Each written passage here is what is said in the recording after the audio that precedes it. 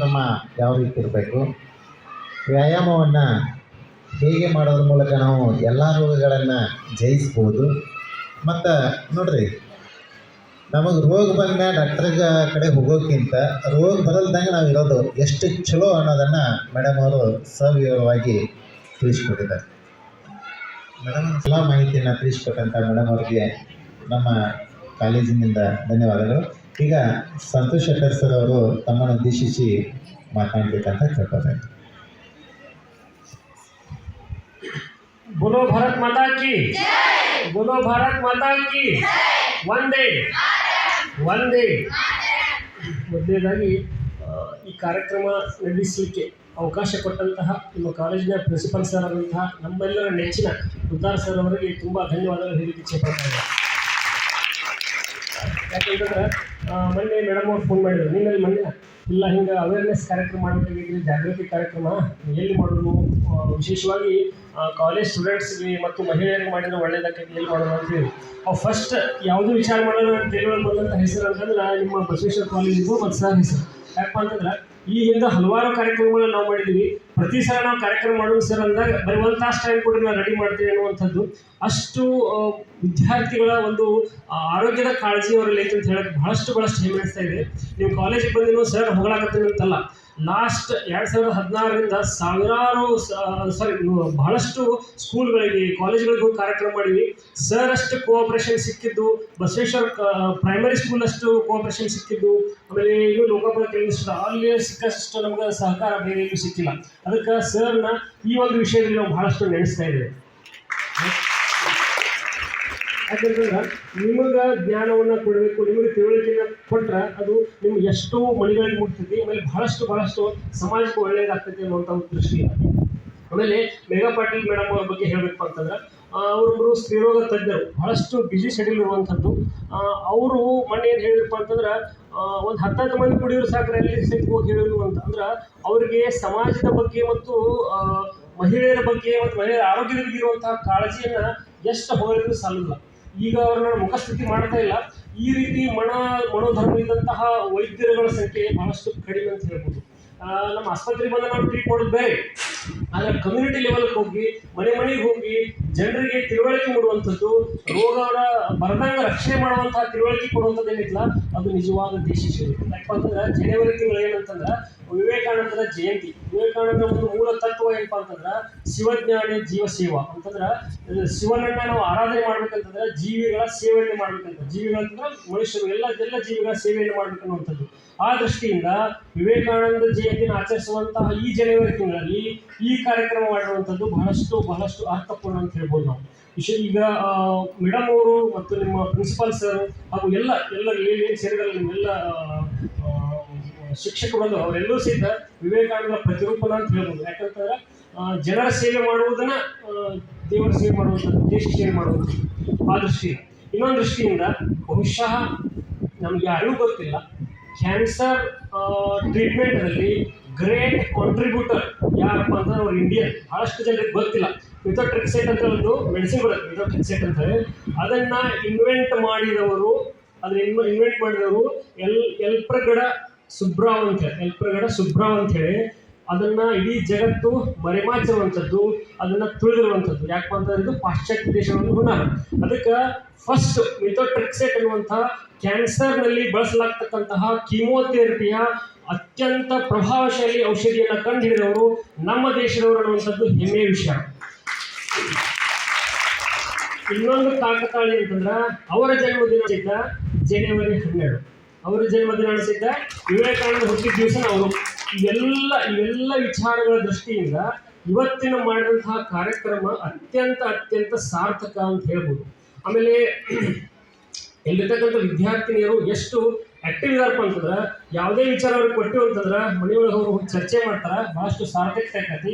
ಹಿಂದಿನ ಒಂದು 2-3 ಕಾರ್ಯಕ್ರಮದಲ್ಲಿ ನಮ್ಮ ಅನುಭವ ಆಯ್ತು. ಅದಕ್ಕೆ ದಯಮಾಡಿ ಹೋಗಿ ಮಾಡಿ.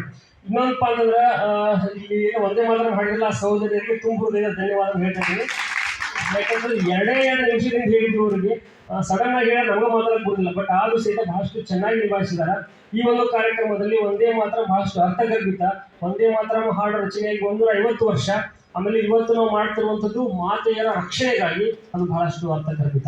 ಅದಕ್ಕೆ ಅವ್ರಿಗೆ ವಿಶೇಷವಾದ ಧನ್ಯವಾದಗಳು. ಮೇಡಮ್ ಅವ್ರು ಹೇಳಿದ್ರೊಳಗೆ 2 ವಿಚಾರ ಇದ್ದು, ಒಂದು ಪ್ರಿವೆನ್ಷನ್, ಇನ್ನೊಂದು ಅದನ್ನು ಹೆಂಗೆ ಕ್ಯೂರ್ ಮಾಡ್ಬೇಕು ಅನ್ನುವಂಥದ್ದು. ಅದಕ್ಕೆ ನಮ್ಮಲ್ಲಿ ಏನು ಹೇಳ್ತಾರಪ್ಪ ಅಂತಂದ್ರೆ ಸ್ವಸ್ಥಶ್ಯ ಸ್ವಸ್ಥ ರಕ್ಷಣೆ ಆತುರಶ್ಯ ವ್ಯಾಧಿ ಪರಮೋಕ್ಷ.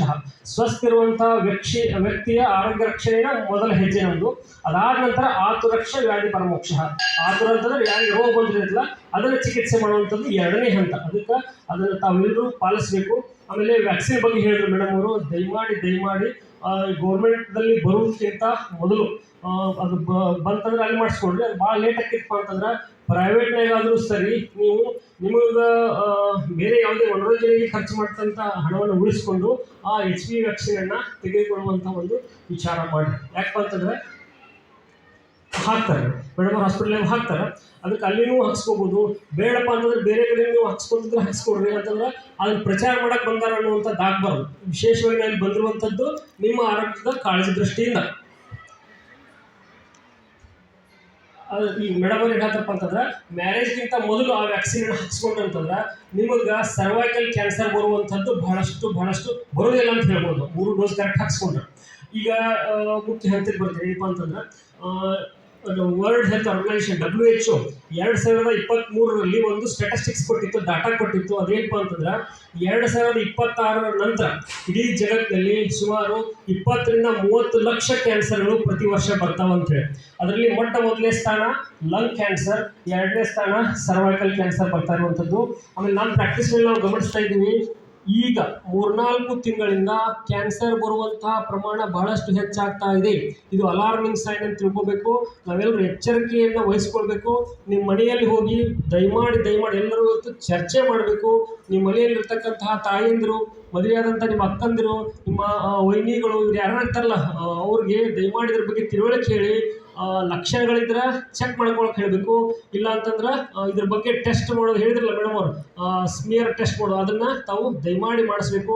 ಇದನ್ನು ಮಾಡಿಸಿದ್ರೆ ನೀವು ನಿಮ್ಮ ತಂದೆ ತಾಯಿಗಳಿಗೆ ಅಥವಾ ನಿಮ್ಮ ಹಿರಿಯರಿಗೆ ಒಂದು ಗೌರವ ಕೊಟ್ಟಂಗೆ, ಅವರ ನೈಜ ಕಾಳಜಿಯನ್ನು ಮಾಡಿದಂಗೆ. ಆಗ ಕ್ಯಾನ್ಸರ್ ಅಫೆಕ್ಟೆಡ್ ಯಾರಾದ್ರೂ ಅಂತಲೇ ಮೊದಲು ನಾನು ಕರೀತೀನಿ. ಯಾಕಪ್ಪ ಅಂತಂದ್ರೆ ಒಂದು ದುರಂತ. ನಮ್ಮ ದೂರಿನ ತಂಗಿ ಆಗಬೇಕು, ನನಗಿಂತ 5 ವರ್ಷ ಸಣ್ಣವರು, ಕೇವಲ 39 ವರ್ಷ ಅವರಿಗೆ ಮೊನ್ನೆ ಬ್ರೆಸ್ಟ್ ಕ್ಯಾನ್ಸರ್ ಆಗಿ ಡೆತ್ ಅದು. ಅದು ಡಿಟೆಕ್ಷನ್ ಭಾಳ ಲೇಟ್ ಆಯಿತು. ಅದು ಹೇಳಿದ್ರಲ್ಲ ಮೇಡಮ್, ಭಾಳಷ್ಟು ಖರ್ಚಾಗ್ತೈತೆ ಹೊರಗೆ ಹೋದ್ರೆ. ಅವರು ಬಡತನ ಇರೋದ್ರಿಂದ ತೋರಿಸಿದ್ರೆ ಮತ್ತು ಅದಕ್ಕೆ ಹೆಸರಿಟ್ಟಾರ, ಖರ್ಚು ಮಾಡೋಕೆ ನಮ್ಮ ಕಡೆ ದುಡ್ಡಿಲ್ಲ ಅನ್ನುವಂಥ ಒಂದು ಇದರಿಂದ ಆ ನೋವುಗಳನ್ನ ಅಲ್ಲೇ ತಡ್ಕೊಂಡು ಇದನ್ನು ಮಾಡಿದರು. ಭಾಳಷ್ಟು ಅವ್ರಿಗೆ ಊಟ ಹೋಗಲಿಲ್ಲ, ಭಾಳಷ್ಟು ಸಮಸ್ಯೆದಾಗ ಹೋಗಿ ತೋರ್ಸಕ್ಕೆ ಹೋದಾಗ 4 ಸ್ಟೇಜ್ ಇತ್ತು. ಅವಾಗ ಆಪ್ರೇಷನ್ ಮಾಡಿದರು, ಏನೋ ಸಾಕಷ್ಟು ಕೀಮೋಥೆರಪಿ ಕೊಟ್ಟರು. ಆದರೂ ಲಕ್ಷಾಂತರ ರೂಪಾಯಿ ಖರ್ಚು ಬಂತು, ಬಟ್ ಜೀವವನ್ನು ಉಳಿಸ್ಕೊಳ್ಳಿಕ್ಕೆ ಸಾಧ್ಯ ಆಗಲಿಲ್ಲ. ಇದನ್ನು ಆದಷ್ಟು ಬೇಗ ಏನಾದ್ರು ಅವ್ರು ಪ್ರಯತ್ನ ಪಟ್ಟಿದ್ರೆ ಬಹಳಷ್ಟು ಉಪಯೋಗ ಆಗ್ತಾಯಿತ್ತು. ಇನ್ನೊಂದು ವಿಚಾರ ಏನಪ್ಪ ಅಂತಂದ್ರೆ, ಇದನ್ನು ಲಕ್ಷ ಕೊಟ್ಟು ಕೇಳ್ರಿ. ನೀವು ಬೇಕಾದ್ರೆ ಇನ್ಫಾರ್ಮೇಷನ್ ಬೇಕಾಗಿದ್ರೆ ಡೈಲ್ ಹೇಳ್ತಿಲ್ಲ, ಅಲ್ಲಿ ಹೋಗಿ ಕೇಳಬೇಕು. ಇದನ್ನು ಕಂಪಲ್ಸರಿ ಮಾಡಿದರೆ ಒಳ್ಳೆಯದು. ಎನ್ಜಿಲ್ ಅಂಥೇಳಿ ಒಂದು ಸ್ಕೀಮ್ ಐತಿ ಕೇಂದ್ರ ಸರ್ಕಾರದ, ಎನ್ಜಿಲ್ ಅಂಥೇಳಿ.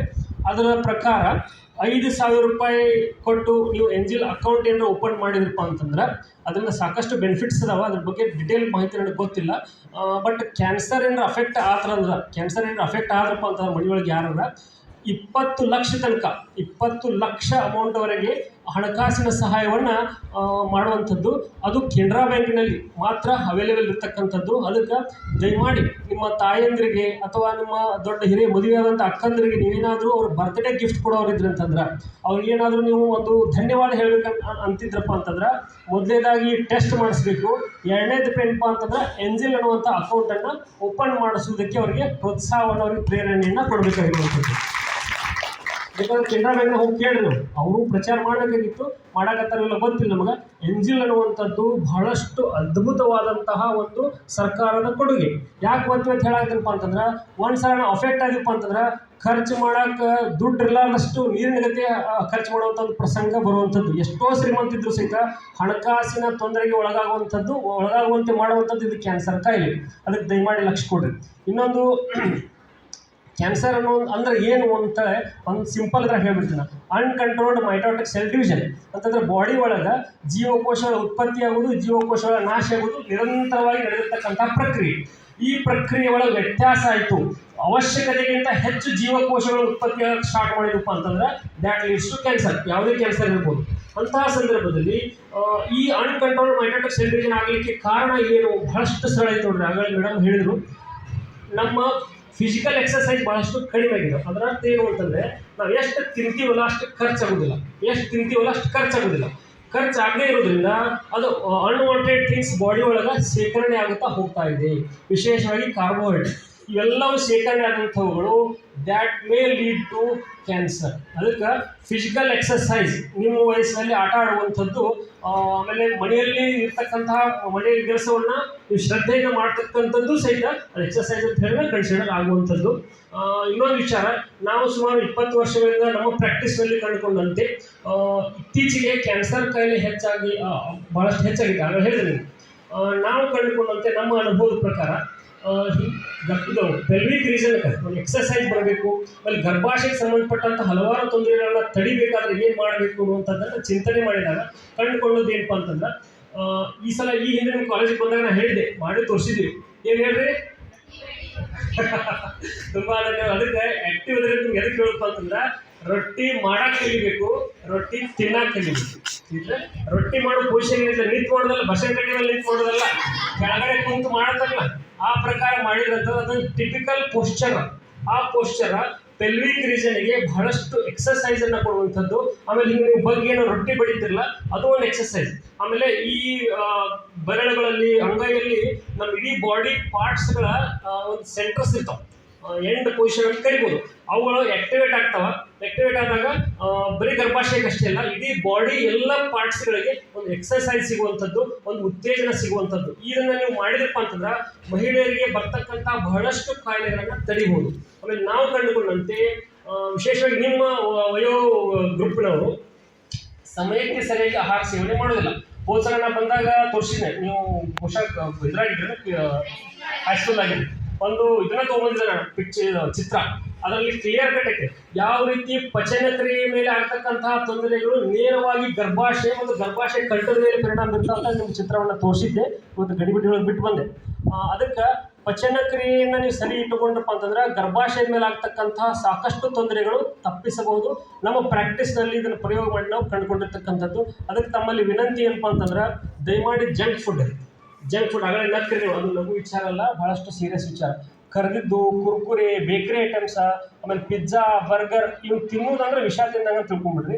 ವಿಷ ಸ್ಪೀಡ್ ಕೊಲ್ತೈತಿ, ಇವು ನಿರಂತರವಾಗಿ ನಾವು ಕಲ್ಕೊತ ಹೋಗ್ತಾವೆ. ಇತ್ತೀಚೆಗೆ PCOD ಅಂತಂದ್ರೆ ಪಾಲಿಸಿಸ್ಟಿಕ್ ಓವೇರಿಯನ್ ಡಿಸೀಸ್ ಬಹಳಷ್ಟು ಹೆಚ್ಚಿಗೆ ಕಂಡು ಬರಾಗತೈತಿ. ಮೊನ್ನೆ ನನ್ನ ಕ್ಲಿನಿಕ್ ಒಳಗೆ ಒಬ್ಬ ಹುಡುಗಿ ಬಂದಿಲ್ಲ, 10 ವರ್ಷದ ಹುಡುಗಿ, ಆಕೆ ಮೆಚ್ಯೂರ 9 ವರ್ಷಕ್ಕಾಗ್ಯಾರ. ಇವತ್ತಿಗೆ PCOD ಲಕ್ಷಣ, ಪಾಲಿಸಿಸ್ಟಿಕ್ ಓರಿ ಸುತ್ತಲೂ ಸಣ್ಣ ನೀರುಗುಳ್ಳೆ ಆಗಿರುವಂಥದ್ದು. PCOD ಯಾವಾಗ ಬರ್ತಾವ ನಾವು ಮೇಡಮ್ ಅವ್ರು ಕೇಳ್ಬೋದು, 25-26 ನಂತರ ಬರ್ತಿತ್ತು ಮೊದಲು. ಈಗ ನಿಮ್ಮ ವಯಸ್ಸಿಗೆ ಬರಾಗತ್ತಾವ. ಮಣ್ಣಂತರೂ ಅಗದಿ ಅರ್ಲಿ ನೋಡಿದ್ದು ನಾವು 9 ವರ್ಷಕ್ಕೆ. ಅವೆಲ್ಲ ಸ್ಕ್ಯಾನ್ಗೆ ಮಾಡಿಲ್ಲ ತೊಗೊಂಬಂದಾರ. ಕಾರಣ ಏನು? ನಮ್ಗೆ ತಿಳಿದ ಮಟ್ಟಿಗೆ ಸಮಯಕ್ಕೆ ಸರಿಯಾಗಿ ನೀವು ಊಟ ಮಾಡದೇ ಇರೋದ್ರಿಂದ, ಆಮೇಲೆ ಹೊಟ್ಟೆ ಗ್ಯಾಸ್ ಹಿಡಿಯುವಂಥ ಆಹಾರ ಪದಾರ್ಥಗಳನ್ನು ತಿನ್ನುವುದರಿಂದ, ಚುಮ್ಮರಿ, ಅವಲಕ್ಕಿ, ಕರೆದಿದ್ದು ಪದಾರ್ಥಗಳು. ಈಗ ನಿಮ್ಮ ವಯಸ್ಸಿನವ್ರು ಹೇಳ್ತಾರೆ, ತಾಯಂದ್ರೆ ಕೇಳ್ಕೊಳ್ಳಿ, ಮುಂಜಾನೆ 7 ಕಾಲೇಜ್ ಇರ್ತಂದ್ರೆ ಸುಮ್ಮನೆ ಎದ್ದು ಹೋಗಿಬಿಡ್ತಾರೆ, ಏನೋ ತಿನ್ನಂಗಿಲ್ಲ ಬಿಡಂಗಿಲ್ಲ. ಭಾಳ ಒತ್ತಾಯ ಮಾಡಿದಪ್ಪ ಅಂತಂದ್ರೆ ಚಹಾ ಬಿಸ್ಕಿಟ್ ತಿಂದು ಹೋಗಿಬಿಡ್ತಾರೆ. ಮಧ್ಯಾಹ್ನದಾಗೂ ಇಲ್ಲ, ಒಮ್ಮೆ ಮಧ್ಯಾಹ್ನ 3ಕ್ಕೆ ಬಂದು ಸಿಟ್ ಮಾಡ್ಕೊತ ಸ್ವಲ್ಪ ಹಣ್ಣು ಹಾಲು ತಿಂದು ಬಿಡ್ತಾರೆ. ಸಾಯಂಕಾಲ ಹಸಿವಿಲ್ಲ ಅಂತ ಹಂಗೆ ಮಲ್ಕೊಂಡ್ಬಿಡ್ತಾರೆ. ಭಾಳಷ್ಟು ಕಂಪ್ಲೇಂಟ್ಸ್ ಇದಾವೆ.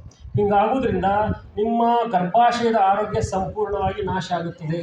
ಅದಕ್ಕೆ ಅಡುಗೆ ಮನೆ ಸ್ವಚ್ಛ ಇತ್ತಪ್ಪ ಅಂತಂದ್ರೆ ನಿಮ್ಗೆ ರೋಗ ಬರುವುದಿಲ್ಲ. ಅಡುಗೆ ಮನೆ ಸರಿ ಇತ್ತಂತಂದ್ರೆ ಪರಿಸರ ಅಂತ ಹೇಳ್ತೀನಿ ನಾನು. ಆರೋಗ್ಯ ಎಲ್ಲಿತ್ತಪ್ಪ ಅಂತಂದ್ರೆ ಆಸ್ಪತ್ರೆ ಒಳಗಿಲ್ಲ, ಒಂದು ಅಡುಗೆ ಮನೆ ಒಳಗೈತಿ, ಇನ್ನೊಂದು ಪರಿಸರದೊಳಗೈತಿ.